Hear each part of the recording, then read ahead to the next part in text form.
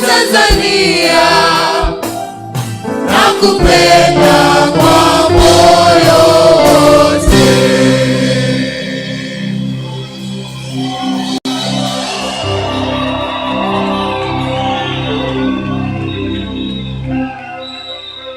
Asanteni sana na washukuru sana, mnaweza kukaa.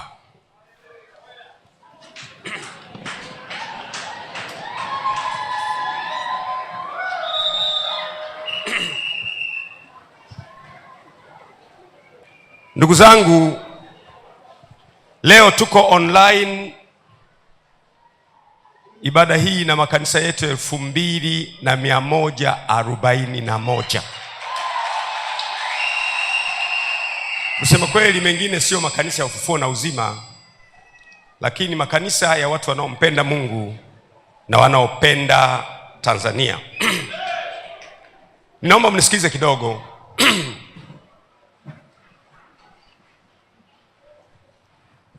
Wiki hii nilifanya press. Niliita waandishi wa habari.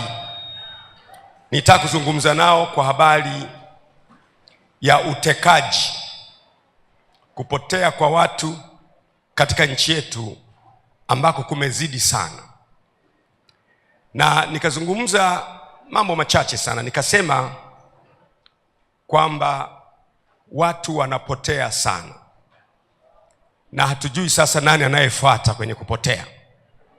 Unaweza kunyamaza, kumbe unafuata wewe. Na nikasema kwa ufupi kwamba nashauri mambo kadha wa kadha. Kwanza ndio shauri ni kwamba viongozi wa vyombo vya dola, kwa maana ya mkuu wa jeshi la polisi na wasaidizi wake wote walio chini yake, mkuu wa idara ya usalama na walio chini yake wote, mkuu wa jeshi la wananchi kwa maana ya TPDF, CDF na walio chini yake wote, mkuu wa jeshi la magereza na walio chini yake wote, mkuu wa jeshi la uhamiaji na walio chini yake wote. Nikasema kwamba hawa kimsingi huwa wanateuliwa na Mheshimiwa Rais au na taasisi ya rais. Na nini kimetokea? Hawa watekaji wanateka watu, hawapatikani. Unakuta mama analia, baba analia, familia inalia, nchi inaomboleza kwa sababu ya watu kuwa wanatekwa, wengine hawajapatikana mpaka leo. Nikatoa orodha ya watu 83 ambao wengine wametekwa hawapatikani kabisa, wengine wametekwa wakapatikana, wengine hawajulikani. Kwa kati ya hao kuna watu ambao wametekwa hawapatikani, na kati ya hao kuna missing persons ambao hawajulikani wamekwenda wapi. Na mpaka juzi tarehe 28, Shehe wa Zanzibar, baada ya kuwa nimetoa tamko hili, Shehe wa Zanzibar, Shehe Jabil Haidar Jabil Al-Fasi, kuamkia tarehe 28 mwezi huu wa 5, juzi tu niliposema, alichukuliwa nyumbani kwake Fuoni majira ya jioni, na maiti ikaja kuokotwa njiani, njia ya Kizimbani ya Kinumoshi, eneo la Bumbwi Sud. Huyu Shehe Jabil ni muumini wa msikiti wa Ijumaa wa Marindi, naye ameondoka. Lakini tarehe 23 Machi ameondoka pia mjumbe wa halmashauri kuu ya CCM kule Mwanza, naye ameondoka tarehe 23 Machi, hajapatikana mpaka leo. Kwa hiyo watekaji wanateka mwana CCM, wanateka kiongozi wa dini, wanateka mwananchi wa kawaida. Juzi tu mmeona kiongozi wetu Padri Father na Padri Kitima, ambaye pia ni katibu wetu wa teki, alivamiwa na watu, akapigwa, akaumizwa, na wale watu walikuwa na nia ya kumuua kabisa, akasurvive. Katekista wetu mwingine kule naye kavamiwa, naye kapigwa, kaburuzwa. Muda usingetosha kuleta mtu mmoja anaitwa Mdude kule Mbeya, watu wameingia nyumbani kwake, wamevunja mlango, wamemburuta, wameondoka naye, hajapatikana mpaka leo. Kwa hiyo watekaji wanateka mwana CCM, wanateka kiongozi wa dini. Unapochukua shehe, unamchukua nyumbani kwake, anakwenda anaokotwa ameuawa. Hatujui nani atakayeuawa baadaye. Nataka nisisitize, Chama cha Mapinduzi ambacho wahasisi wake ni Mwalimu Julius Kambarage Nyerere pamoja na Abeid Aman Karume, chama hicho hakikubali utekaji. Hakikubali utekaji. Narudia tena, chama hicho, Chama cha Mapinduzi, hakikubali utekaji. Na mimi mpaka sasa ni mwanachama wa Chama cha Mapinduzi.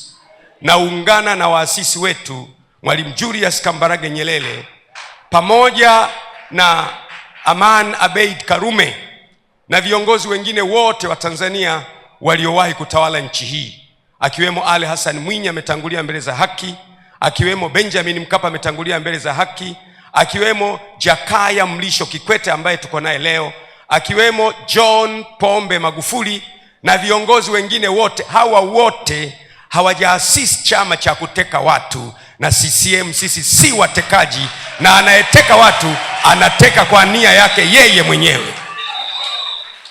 Mmenisikia ndugu zangu? Mpaka leo mimi ni mwanachama wa CCM ambaye hataki utekaji. Narudia tena, sitaki utekaji. Narudia tena, sitaki utekaji na watu kupotea kwenye mazingira ya kutatanisha. Sasa yeyote anayenipinga mimi, ninyi mtajua maana yake.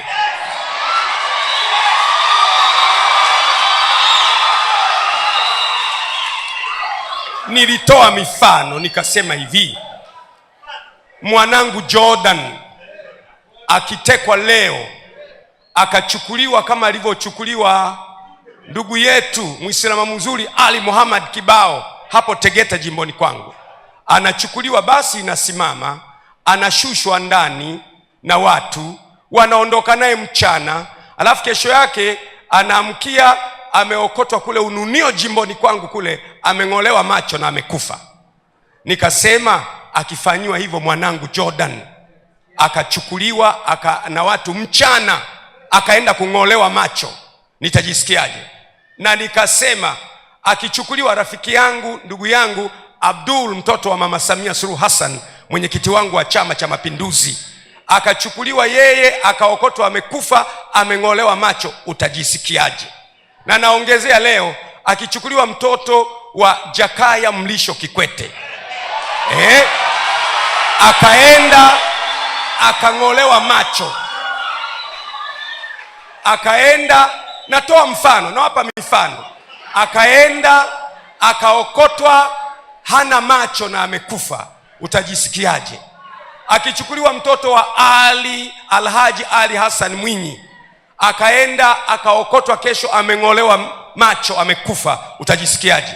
Hivyo hivyo mtoto wa Majaliwa, hivyo hivyo akichukuliwa mtoto wa John Pombe Magufuli akaokotwa amekufa. Leo kwa nini hatuoni kilio cha hawa watu wanyonge, wenye dhiki, wenye tabu, wenye matatizo, waliochoka? Mimi nitalisimamia mpaka mwisho. Nitalisimamia na kuhakikisha utekaji umehama katika nchi. Narudia tena, CCM sio watekaji na sio chama chenye sera ya kuteka watu. Kama kuna mtu anateka yeye mwenyewe, sio kwa niaba ya Chama cha Mapinduzi, ni kwa maslahi yake yeye mwenyewe. Mmenielewa? Mmenielewa?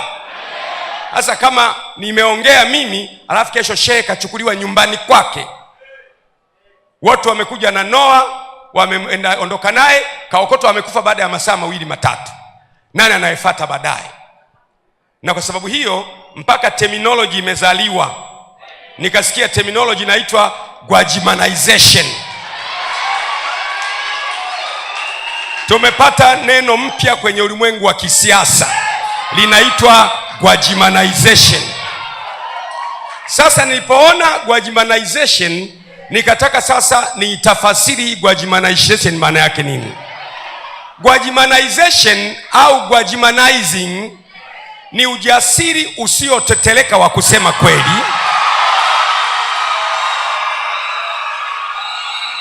haijalishi ukweli huo ni mchungu au hawapendezi walioko madarakani. Ni dhamiri thabiti ya kutetea maslahi ya taifa kuliko maslahi binafsi, na kuinua sauti kwa uthubutu mkubwa bila kuyumba kiasi cha kusababisha ivume ndani ya himaya za mamlaka na kutikisa misingi ya ufisadi na dhuluma katika nchi.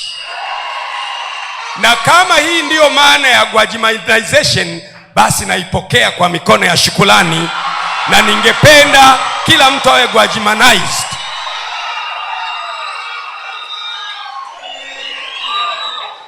Naipokea kwa mikono ya shukrani. Ndugu zangu, nimesema maneno haya ili kufafanua place yangu, kwa sababu mnajua nyie ni kanisa. Wale walio mbali, mmesikia askofu wenu anatajwa kwamba ana Gwajimanize. Gwajimanization kwa maana hii sasa nakubali kweli, ningependa kugwajimanize kwa maana ya ni ujasiri usiotetereka wa kusema ukweli, haijalishi ukweli huo ni mchungu au hawapendezi walioko madarakani. Ni dhamiri thabiti ya kutetea maslahi ya taifa kuliko maslahi binafsi, na kuinua sauti ya uthubutu mkubwa bila kuyumba kiasi cha kusababisha ivume ndani ya himaya za mamlaka na kutikisa misingi ya ufisadi na dhuluma katika nchi ya Tanzania. Gwajimanization. Nani angependa awe Gwajimanized hapa? Piga kelele, sema ya. Naomba ukae. Kwa hiyo kwenye hili swala sitayumba, sitabadilika, sitapunguza msimamo, tasimama nalo mpaka kuhakikisha kila aliyetekwa amejulikana amekwenda wapi, anafanya nini. Na wale missing persons, kuna wengine wanaitwa missing persons ambao wenyewe hawajulikani wako wapi, lazima tuhakikishe na wao wanapatikana. Sasa ndugu zangu, vaeni silaha kamili za Bwana ili muweze kushindana siku ya uovu, kwa maana kushindana kwetu sisi si juu ya damu na nyama, ni juu ya falme na mamlaka na wakuu wa giza na majeshi ya pepo wabaya katika ulimwengu wa roho. Tutashindana na tutashinda. It is in this time we refuse abductions in our country, disappearances in our country. We will never take abductions and disappearances in a country, Tanzania, as a normal matter. We refuse to do it. And I, as a Tanzanian, will never swallow that people are abducted and everybody is silenced. Silence means granting access to evil. Silence means comfortable. Silence means go ahead. I refuse to be silenced. I refuse to be silenced. I refuse to be silenced. Hebu sema kwa sauti, Tanzania ni yetu sote. Sema Tanzania kwanza, yeyote yule na wowote wale na lolote lile linafuata baadaye. Ushauri wangu mwingine ukawa, kwa mfano, ikiwa, narudia tena, ikiwa, sema ikiwa. Kwa sababu watekaji wengi hawa hawajapatikana, na mimi nikasema mimi haiwezekani watekaji wawe vyombo vya dola. Nikasema watekaji sio polisi, kwa sababu polisi hawezi kwenda kumchukua mtu mahali na akajitambulisha polisi alafu mtu huyo akaokotwa ametupwa boda. Kuna yule yule kaka wa Kenya Boniface Mwangi, kuna yule dada wa Uganda kaka Boniface Mwangi wa Kenya, na yule dada wa Uganda yule Agatha Tuhaile. Haiwezekani, wale si polisi. Polisi wa kwetu ni competent. Sema tena competent. Wale sio idara ya usalama. Idara ya usalama ya kwetu ni competent. Wala sio jeshi la wananchi, wala sio magereza, wala sio uhamiaji. Sio.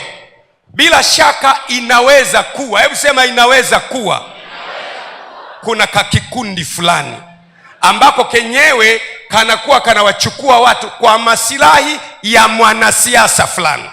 Ndiyo maana nikapendekeza kwamba wakuu wa vyombo vya dola, wa kwanza, wa pili, wa tatu, wa nne, wale ambao wanapatikana kwa influence ya taasisi ya rais, ndiyo rais awe anawachagua, lakini akitaka kuwatoa apeleke hoja kwenye kamati ya ulinzi na usalama na mambo ya nchi za nje ya bunge, ili wabunge tuone huyu mkuu wa chombo cha dola asije kuwa anatolewa kwenye nafasi yake kwa sababu ametetea masilahi fulani ya taifa, ili kwamba taifa liwe salama, ili vyombo vya dola wawe na uwezo wa kutulindia maono zetu siku zijazo.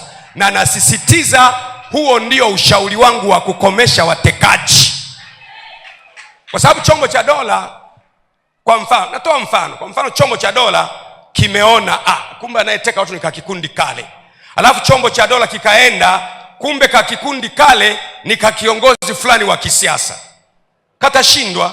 Kwa sababu mtu anaweza hata awe polisi au idara ya usalama au magereza au jeshi la wananchi au hamiaji, ni binadamu aliye na roho, ana moyo. Akiambiwa utafukuzwa kazi, ana familia, ana watoto, ana maisha, ana mama yake, ana baba yake, utaogopa. Akifukuzwa wa kwanza, wa pili, wa tatu, wa nne, wa tano, atakayekuja atakubali. Nikashauri kwamba ni muhimu sana, ndiyo, ni ushauri. Na mimi nashangaa kwa nini watu wanapiga kelele na ushauri, kwa sababu ushauri unaweza kuukataa au unaweza kuukubali. Nilitegemea mtu aseme tu kwamba tumekataa ushauri wa Gwajima.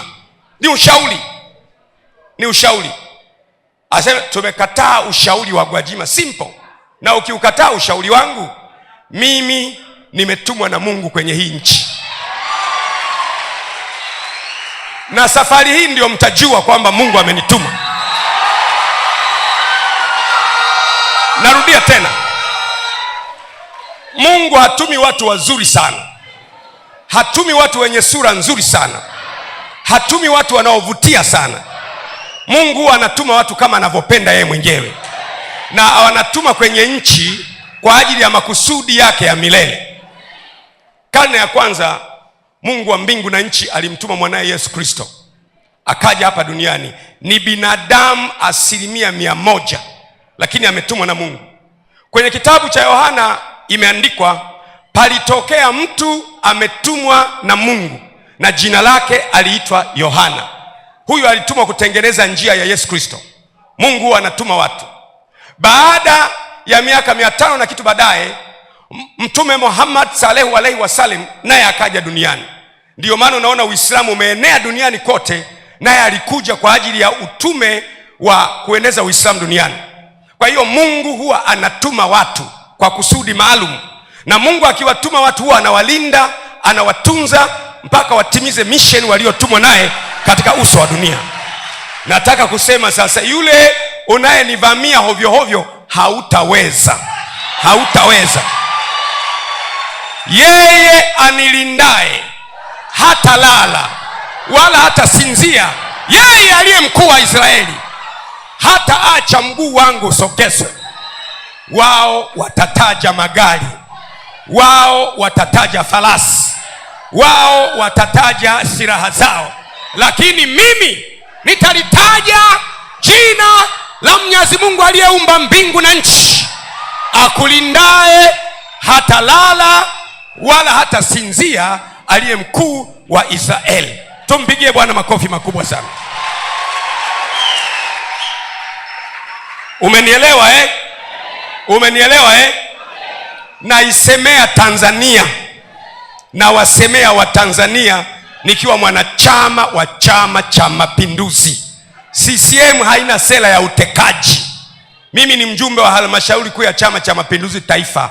Utekaji, kupotea kwa watu, sio wazo la CCM, na CCM haipotezi watu.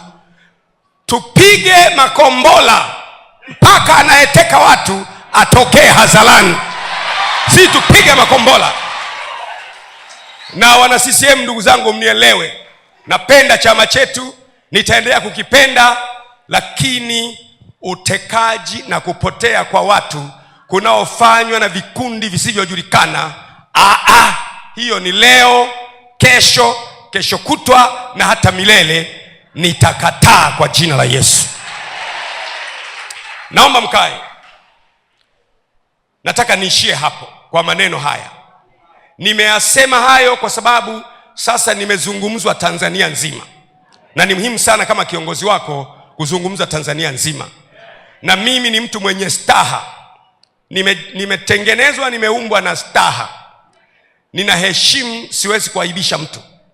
Lakini sasa nitakapoita presi inayofuata, kama watekaji wananifuatafata, nitaanika vitu hewani, moshi utatoka, hautaweza kufumbua macho yako.